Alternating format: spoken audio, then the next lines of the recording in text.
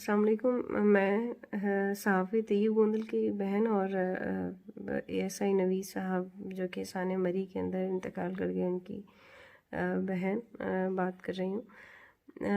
साने मरी में जो कुछ हुआ उसको लेके तैयब गोंदल ने जितनी भी उसके पास डिटेल्स वगैरह थी वो उन्होंने जारी की।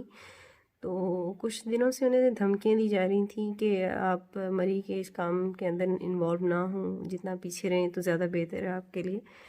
तो उन्हें और उनको और उनकी हम सारी फैमिली के लिए उसे धमकियाँ दी जा रही थी कि ऐसा मत करें। तो जब ये सारी सिचुएशन थी तो उसने मना किया।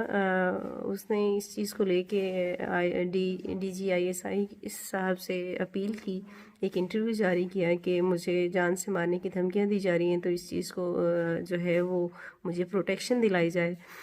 तो उन्होंने उस वक्त मैं नहीं समझती कि कुछ गलत किया है, क्योंकि उन्होंने इस मरी के अंदर मेरे भाई समेत जितने भी मासूम लोगों की जानें वहाँ ज़ाया हुई, जितने मासूम लोग अपनी जानों से हाथ धो बैठे हैं, उनकी आवाज़ को आवाम के सामने लाया और सच्चाई को सामने लाया। कोई गलत बात उन्होंने नहीं की।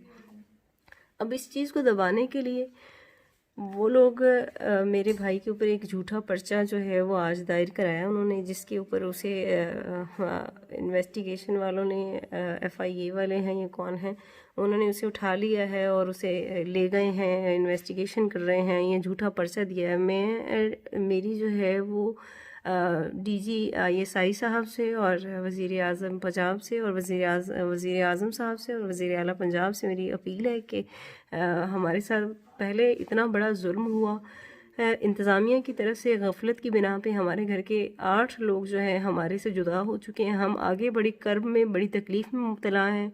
हमें मज़ीद जो है इम्तिहान में मत डालें। अगर इस मुल्क के अंदर इंसाफ़ हो सकता है, इंसाफ़ का कोई पल्ला है, इंसाफ़ का कोई तराजू है, तो हमारे साथ इंसाफ़ किया जाए। हमारे भाई को जो है इस तरह झूठे पर्चों के अंदर धकेला जा रहा है, तो उसकी हिफाजत की जाए, क्योंकि वो पहले भी बता चुका है कि मुझे धमकियां दी जा रही हैं और मुझे और मेरी फैमिली को, साने मरी को लेके वो हमें जो है वो टारगेट कर रहे हैं। तो मेरी वज़ीर आज़म साहब से, वज़ीर आला पंजाब साहब से और DGISI साहब से मेरी ये अपील है कि हमारे घर में 8 ऑलरेडी जनाजे जो हैं, हम बड़ी तकलीफ़ में मुब्तला हैं, ये उठा चुके हैं।